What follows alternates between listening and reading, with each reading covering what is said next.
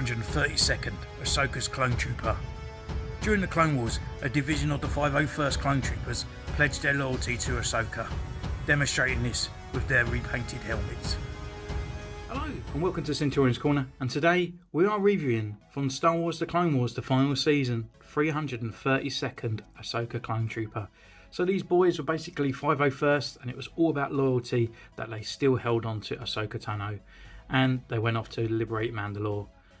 These guys looked amazing in the film, and when I saw the pictures of the figure, not so much.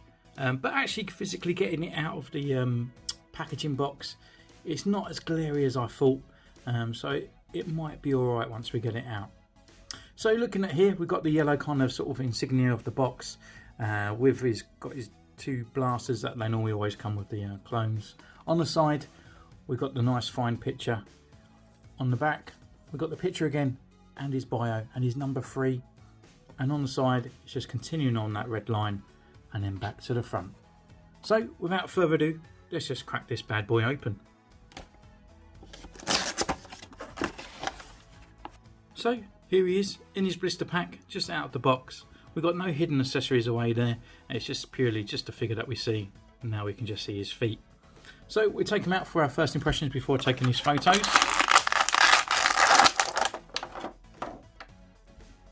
And yeah, it does look pretty cool. I think I've got slightly a warped helmet. Maybe the head inside there is glued a little bit funky.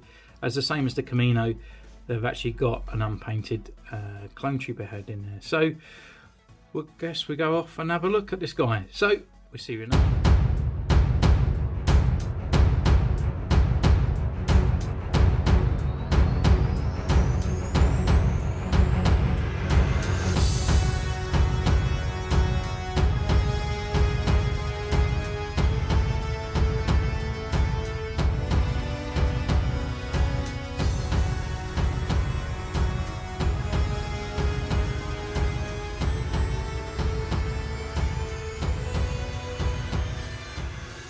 Hello, so welcome back. We're taking his photos, and what can I say about this guy? Well, I've tried to like the body sculpt. It is better than what we had before in kind of what we can do with it, but I don't think it's superior at all.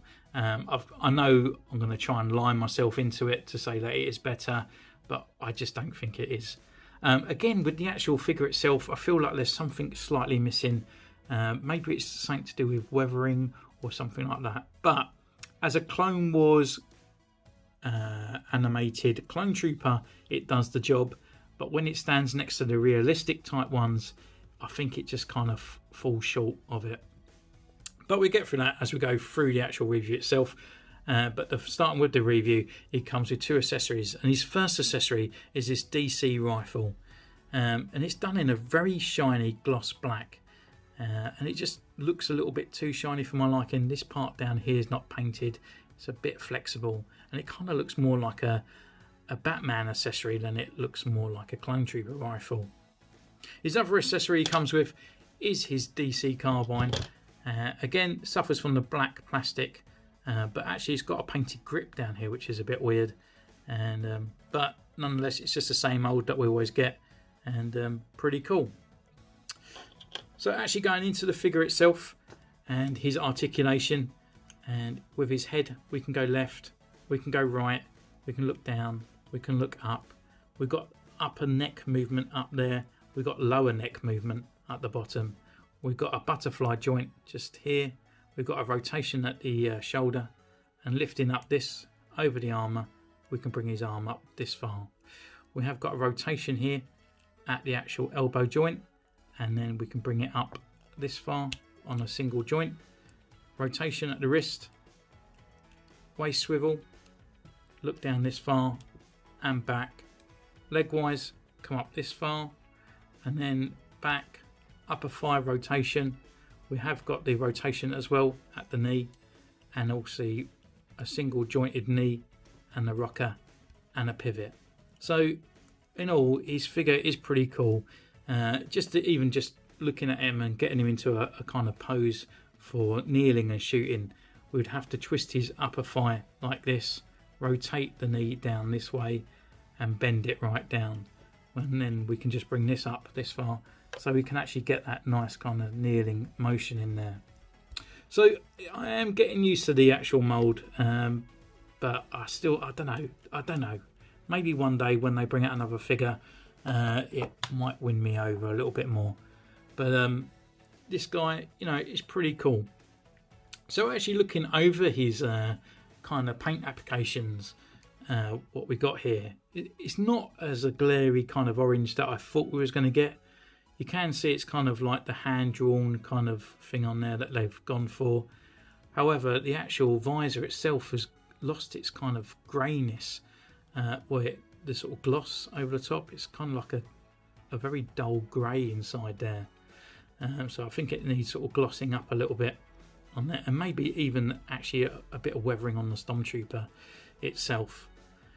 The eye in the actual 501st needs to be a little bit higher to be realistic, so it's down a bit short and a bit stubby. Maybe it's that. I'm still not 100% sure on it, but it's all done in this very nice kind of gloss white. We've got the blue pauldrons at the top here, around the wrist and down the leg sides as well. So in all, you know, it's good. It's done well, and I can see why people are liking them and building them up, and being that Ahsoka's clone as well, it's pretty cool. So underneath in this helmet, and this is one removable that we did with the Camino clone, because it is glued up there. So with that unpainted head, maybe at one point we could actually try and take that off and repaint him like I did with the Camino clone on there. And I did at one point do a bootleg version of the 32nd thing, so you can see my orange was slightly a little bit off, but it's kind of the only orange I had at the time. But still, I'm not too sure. I think it's still come out all right. This one was a removable helmet as well. It was actually a Captain Rex one, so I had to repaint in the lenses and stuff on there. So yeah, it's quite nice to have a army build. So maybe I might turn this one into something else, or try and match the orange with that one, so I've got like two of these guys.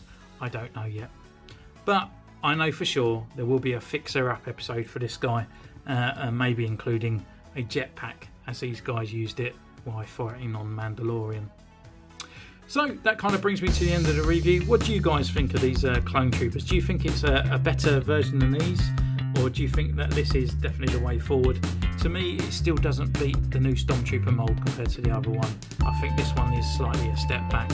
But let me know what you think. You can follow me on Instagram, which is in the description down below, and you can ding the bell and subscribe if you want to see more future content from me. Until then, take care, and I'll see you next time.